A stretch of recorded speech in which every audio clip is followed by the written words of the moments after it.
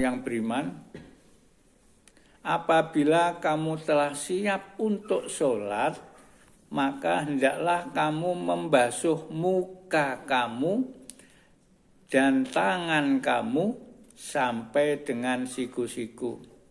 Dan hendaklah kamu mengusap pada kepala kamu, dan basuhlah kaki kamu sampai kedua mata kaki. Firman Allah ini memuat rukun fi'li di dalam wudhu. 1, membasuh muka. 2, membasuh kedua tangan sampai siku-siku. Yang ketiga, mengusap bagian kepala. Yang keempat, membasuh kedua kaki sampai kedua mata kaki. Adapun dalam ilmu fikih ditambah dengan rukun, yaitu niat dan tertib. Di dalam Al-Quran ada 4, ditambah hadis Nabi fikih, yakni niat dengan tertib. Jadi ada 6. Karena apa? Rasul bersabda di dalam hadis Nabi, innamal a'malu binniyah. Segala sesuatu itu adalah tergantung niatnya. Maka walaupun kita bergerak fi'liyah 4 itu, tapi tidak ada niatnya, maka tidak ada manfaatnya. Maka rukun wudhu disimpulkan ada 6. Yang 1 niat, yang kedua membasuh muka, yang ketiga membasuh kedua tangan sampai siku-siku, yang keempat mengusap bagian kepala, yang kelima membasuh kedua kaki sampai mata kaki, kemudian yang keenam adalah tertib. Untuk wajah, muka itu dari lebarnya dan panjangnya. Yang pertama panjangnya itu adalah mimma mana bitis sa'ri, nggontu kuli rambut, ilak zako ini tumeka janggut loro. Ini harus dibasuh semuanya.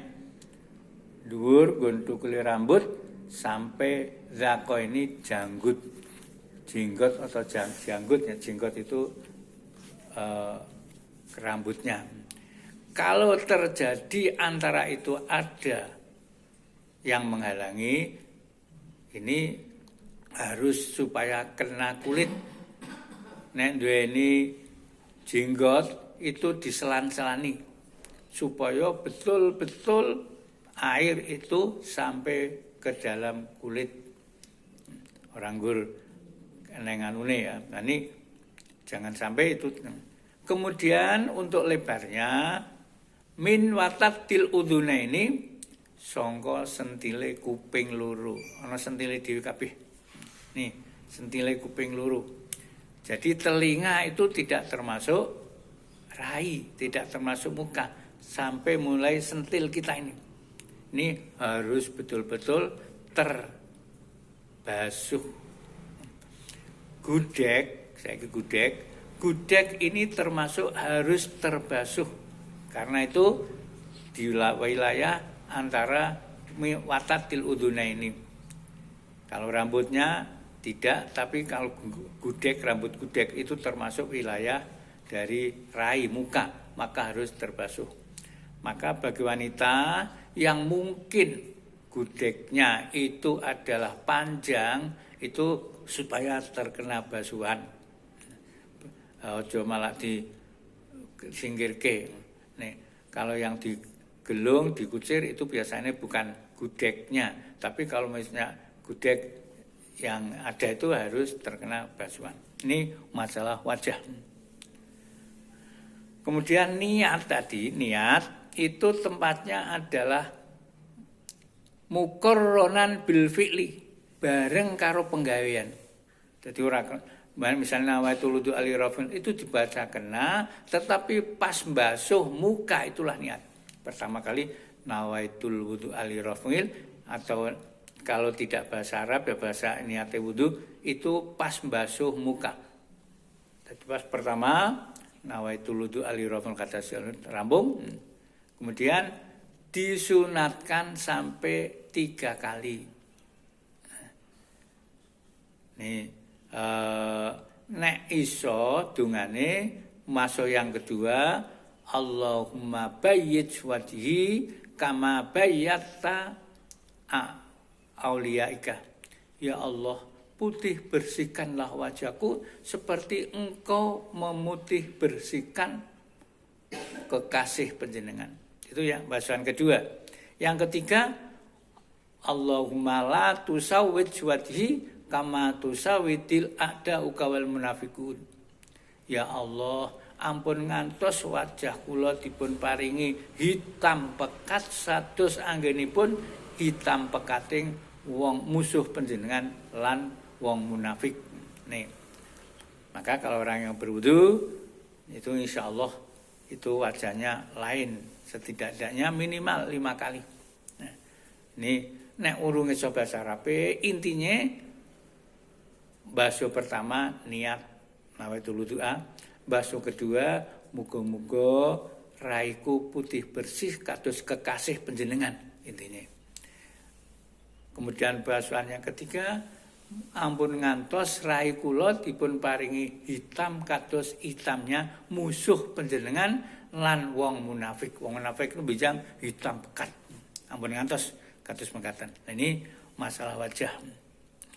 Kemudian yang ketiga membasuh muka sama niat membasuh muka, kemudian membasuh kedua tangan sampai mata kaki. Nah berarti ngrungokke. Sampai siku-siku. Ini harus ampun ngantos nggur ditretek-tek wong joget. Rek nganti angsing nggon sikute masih ndelosot ora. Lah ini jangan. Betul-betul dikosoi. Karena orang yang menyempurnakan wudhu itu besok baru bangun dari kubur itu sudah kelihatan.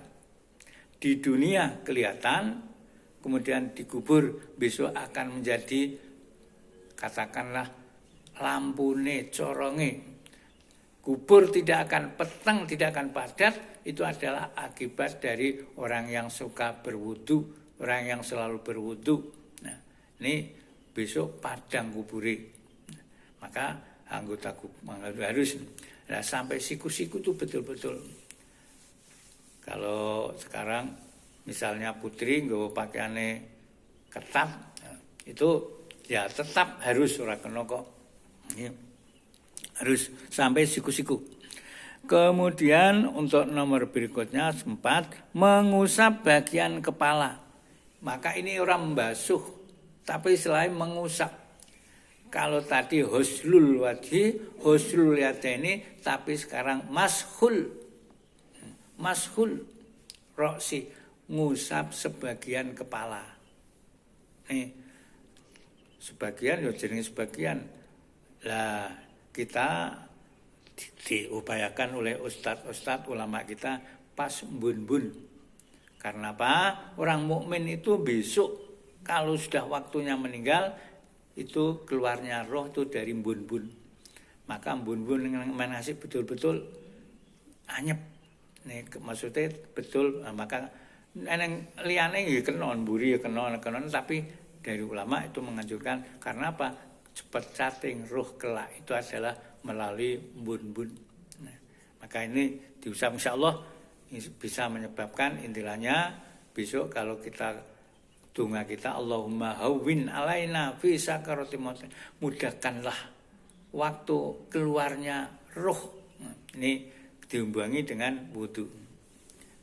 Ini betul-betul juga sampai teles. Kemudian untuk yang kelima membasuh kedua kaki sampai mata kaki. Nah sekarang Pak di atas mata kaki kan dari Pak sawah diresi-isi. Wajibnya rukunnya itu hanya sampai mata kaki, tetapi dilebihkan itu lebih utama. Besok mencoronging itu adalah yang diwudoni. Paling minimal adalah sampai mata kaki. Kalau dilebihkan itu pun juga lebih utama. dikosok-kosok. Aja nggo dicurke tok, dicurke nek wulune itu nggur terkena bulu kaki saja, ora meresap. Yang di samping itu ternyata itu adalah manfaat terapi. Ya. Wudu itu manfaat terapi. Ya. Itu orang yang terapi telinga itu yang nggur. Nah, seperti orang wudu hanya kalau kita masukkan yang telunjuk yang dalam, kemudian yang jempolnya di bagian ini terapi. Begitu pula yang lain. Maka orang yang berwudu ini terapi untuk menghilangkan juga ghadab. Sampai-sampai Rasul kan mengatakan, "Idza ghadiba hatukum, nek kowe lagi marah, nesu, falyatawaddo, wudulah." Sebab apa? Marah itu adalah perbuatan setan. Setan itu dibuat dari api. Api itu matinya dengan air. Maka wudu itu ternyata betul-betul terapi. Kaki itu kalau dari jari-jarinya dikosoki dan terapi itu. Jadi jangan hanya dicur ketok, tapi supaya betul-betul air itu merasap. Ini terapi saraf, terapi batiniah, terapi sudah. Nah, maka kalau membasuh kedua muka sudah, kedua ketiga, intinya kalau kedua pertama niat, kedua supaya warna ini putih bersih berseri, kemudian yang ketiga jangan sampai hitam pekat. Membasuh tangan kanan itu kalau hafal intinya itu adalah Allahumma tini kitabi biyaminik wa hasibni hisaba yasiron. Apal. Nah orang apal intinya masuk tangan kanan, ya Allah muga-muga tanganku atau catatan amalku diterimakan dari sebelah kanan. Nah diteruskan ya lan muga-muga dihisab dengan mudah, dihitung dengan mudah. Ini tangan kanan. Atine dadi masyaallah atine engko ngelingan artine ngoten niku mangke ora mblayar kok bari ngomong, heeh bari wudu ngomong itu tidak, tapi tadi berdoa. Allahumma tini kitabi biyaminik wa hasibni hisaba yasira. Ini kalau kanan. Intinya ya Allah muga-muga catatan amalku besok diterimakan di sebelah kanan dengan tangan kanan dan dihisab dengan mudah. Kemudian kiri Allahumma la ta'tini kitabi biyasarik wala dhuhrik wala wara'a dhuhrik. Ya Allah ampun ngantos panjenengan paringaken catatan amalku dengan sebelah kiri, apalagi di belakang geger apa istilahnya, ya geger, ngeh punggung ya, apalagi jangan sampai catatan amal kita itu diberikan dari tangan kiri dan di belakang punggung. Waro'a itu belakang, dohri geger berarti punggung. Ini doa kita itu. Maka setidak-tidaknya dengan niat bahasa Jawa kena, bahasa Indonesia kena, intine nek basuh tangan kanan, muga-muga catatan amalku diberikan sebelah kanan, ngono wis kena. Nek basuh kiri, ampun ngantos catatan amal kula diberikan dari sebelah kiri. Nah, naudzubillahi min dzalik. Nek diteruske lan ampun ngantos dari membelakangi ya kena dari belakang. Mosok ngehke kok di belakang itu berarti kan penghinaan. Nah ini orang-orang yang munafik, orang-orang yang kafir besok akan menerima seperti itu. Nah sebab apa? Orang itu tidak akan meninggal dunia roh itu belum keluar dari jasad sebelum melihat tempatnya. Maka orang yang meninggal dunia akan meninggal dunia itu biasanya noleh Kalau dari sebelah kanan, nolanya sebelah kanan sambil senyum, senang. Karena catatan amalnya diperlihatkan enak, tempatnya di surga, senang guyu. Tetapi ada juga yang sebelah kiri, wong biyen nenek donyane ya ketoke resik, bersih, senang, mbok arep mati malah bengkerut. Bahkan wis malah ya kaya ngeden ngetok-ngetokke kotoran. Naudzubillah min dzalik. Ini bagi orang munafik, orang-orang yang betul-betul tidak mengindahkan apa yang jadi perintah Allah. Naudzubillah min dzalik. Insyaallah kita tidak akan mengalami seperti itu. Allahumma amin. Ini sehingga setelah melihat sebelah kiri, mau tidak mau akan susah. Sing maune bersih akhirnya malah mengkerut. Bahkan ada orang yang mati itu malah akhirnya nolai yang kiri, malah akhirnya jadi hitam pekat, hitam. Terus ketok Indonesia ketok hitam. Maka ini sebagai isyarat jangan sampai.